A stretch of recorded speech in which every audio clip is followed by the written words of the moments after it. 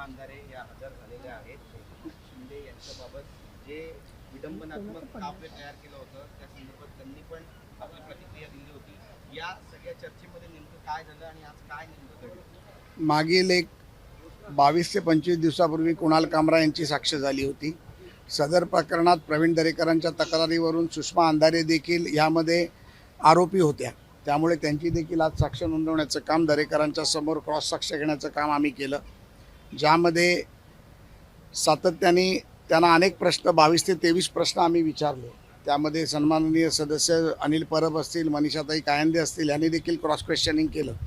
परंतु त्यांची जी उत्तरं होती ही उडवाउडवीची उत्तरं होती. त्यामध्ये काही गोष्टींमध्ये तथ्य वाटत नव्हतं, परंतु काही गोष्टी तर त्यांनी गोलगोल करून उत्तर देण्याचा प्रयत्न केला. माझं असं म्हणणं आहे की काही गोष्टी न्यायप्रविष्ट आहेत ज्या आपल्यासमोर सांगता येणार नाहीत, परंतु हक्कभंग समितीची साक्ष नोंदवण्याचं काम आता पूर्ण झालेलं आहे.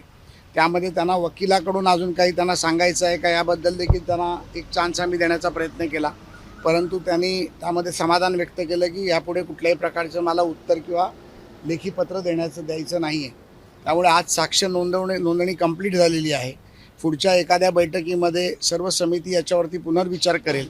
न्यायिक, संविधानिक आणि सर्व बाबतीतला त्यामध्ये विचारविनिमय घेऊन लेखी लोकांकडनं तज्ज्ञ लोकांकडनं लेखी देखील त्याचा उत्तर मागवलं जाईल आणि त्यानंतर समिती निर्णय घेईल. नक्कीच, पण आपण पाहतोय की यापूर्वी सुद्धा कुणाल कामरा जेव्हा आले होते त्यांनी एक विशिष्ट पद्धतीचं टी शर्ट घातलं होतं ज्यावर पुरा न्यूज आपको अच्छा नहीं लगता असं म्हटलं होतं. त्यामुळे मला असं वाटतं की त्यांनी काय घातलं होतं, एक विशिष्ट समितीचा अध्यक्ष आणि त्याला जो न्यायिक दर्जा आहे, त्यामुळे त्यांनी काय घातलं होतं याकडे माझं लक्ष नव्हतं. त्यांनी जी उत्तरं दिली त्यामध्ये त्याच्या आमच्या प्रश्नाची त्यांनी उत्तर देण्याचं काम केलं, ज्यामध्ये आम्ही समाधानी नव्हतो हे देखील त्याला सांगितलं. त्यानंतर ते माफी मागणार का त्यांना विचारलं तर त्यांनी स्पष्टपणे माफी मागण्यासाठी नकार दिला आणि त्यांचं म्हणणं होतं की एक कलाकार म्हणून मी ते केलं आणि तो माझा अधिकार आहे.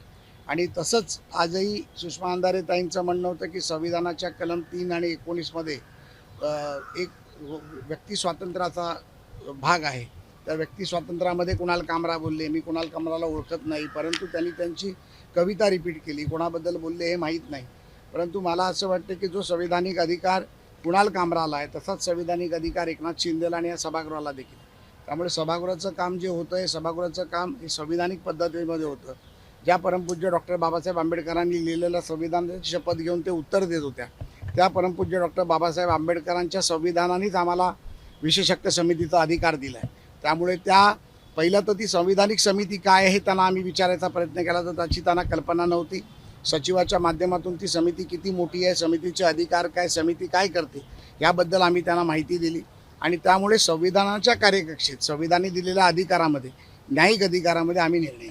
पुढल्या एका सुनावणीमध्ये ही सगळी प्रक्रिया पूर्ण होईल असं वाटतंय. मला वाटतं की जवळजवळ आता 8 ते 9 महिने झाली ही प्रक्रिया सुरू आहे. मग जेव्हापासून मी समितीचा अध्यक्ष झाला आहे त्यापासून एकही प्रकरण प्रलंबित न ठेवणं हा आणि सदस्यांनी सर्वांनी मला सहकार्य करून ही प्रथा आम्ही या समितीची ठेवली आहे. त्यामुळे मला वाटतं की लवकरात लवकर कुठलाही जो आरोपी असेल किंवा नसेल, ज्याच्यावर आरोप झाले तोपर्यंत आरोपी नाही म्हणून सिद्ध होत नाही, जोपर्यंत त्याचे आरोप सिद्ध होत नाही. त्यामुळे प्रत्येकाला न्याय देणं हा संविधानाचा अधिकार आहे. त्यामुळे त्याचा निर्णय लवकरात लवकर लावून ते न्यायिक प्रकरण संपवावं ही माझी इच्छा असते, तर सदस्यांची इच्छा असते. त्या पद्धतीने आम्ही लवकरात लवकर येणाऱ्या अधिवेशनापर्यंत याचा निर्णय माननीय मुख्यमंत्री सभागृहात ठेवतील याचा आम्ही प्रयत्न करू. सुषमा अंधारे, कुणाल कामरा यांना विडंबनात्मक काव्य समितीनं ऐकवलेलं आहे.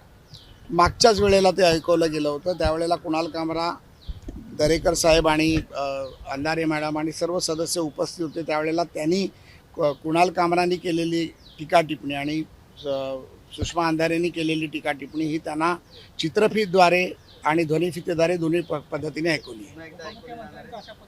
पुणे आज माननीय मनीषा कायंदे आणि त्याची मागणी केली होती, तर जो कोणी मागणी करेल, मग जो आरोपी असेल किंवा तक्रारदार असेल किंवा सदस्य असेल, त्याला आम्ही त्याचा पेन ड्राईव्ह नक्की देऊ. उपमुख्यमंत्र्यांचा अपमान करणं अशा पद्धतीचं कृत्य त्यांना केलेलं आहे. उपमुख्यमंत्र्यांचा अपमान करण्याचं कृत्य त्यांना केलेलं आहे. त्यामुळे साधारणपणे शिक्षा नेमकी काय होऊ शकते? नाही, अशी शिक्षा काय देणार हे न्यायिक प्रक्रियेमध्ये सांगता येत नाही. त्याच्यामध्ये सल्लामसलत केलं जाईल, त्याच्यामध्ये सचिवांची मान्यता घेतली जाईल, लॉ ज्युडिशरीची मान्यता घेतली जाईल आणि त्यानंतर शिक्षेची काय प्रकार असेल तो आम्ही त्यावेळेला सभागृहात जाहीर करू. राजकारणी हे काही आरोपी नसतात, पण दिलगिरी दिलगिरी व्यक्त करायला कुठेही कुणी तयार नाहीये, याकडे कसं पाहता? नाही, आत्तापर्यंतच्या इतिहासामध्ये ह्या साक्षी नोंदवताना एखाद्या व्यक्तीला जर त्यांनी केलेल्या गुन्ह्याबद्दल जर ते कृत्य त्याला मान्य असेल आणि त्यांनी दिलगिरी व्यक्त केली तर समितीने त्यांना माफ केलेलं आहे. परंतु अशा प्रकारे आम्ही त्यांना आज तो देखील चान्स समितीचा अध्यक्ष म्हणून मी त्यांना दिला. त्या बाबतीत त्यांनी ठामपणे नकार दिला की मी दिलगिरी व्यक्त करणार नाही. परंतु त्या एका विषयावर ठाम होत्या की मी एकनाथ शिंदेंबद्दल काहीच बोलली नाही. किंबहुना मी जे बोलली ते स्टुडिओ ज्यांनी तोडला त्या लोकांबद्दल बोलली. मी समितीबद्दल बोलली नाही, विधानसभेबद्दल बोलली नाही, विधान परिषदेबद्दल बोलली नाही. तर मी समिती अध्यक्ष म्हणून त्यांना एकच सांगायचा प्रयत्न केला, जर तुम्ही ज्यांनी स्टुडिओ तोडला त्याबद्दल बोलला असेल तर तुम्ही या बाबतीत मी बोलली नाही, किंबहुना मी जर बोलली नाही आणि तसं कोणाचं मन दुखावलं असेल तर मी दिलगिरी व्यक्त करतो.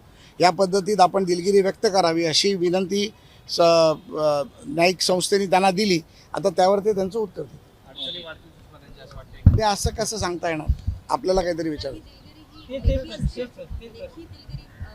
लेखीच दिलगिरी मागावी लागते आणि ती ऑन रेकॉर्ड होते, जेणेकरून त्यांनी ऑन रेकॉर्ड यूट्यूबवर जाऊन समाज माध्यमाच्या माध्यमातून हे गाणं किंवा हे जे आरोप आहेत ते केलेले आहेत. तर ते आरोप किंवा दिलगिरी जोपर्यंत स्पष्टपणे यूट्यूबवर किंवा ज्या चॅनलवर ते बोलले आहेत, जसं त्याने एक्सवरती ते पोस्ट केलं होतं, तर एक्सवरती जर त्यांनी त्याची दिलगिरी व्यक्त केली तर हा विषय मला वाटतं संपू शकतो.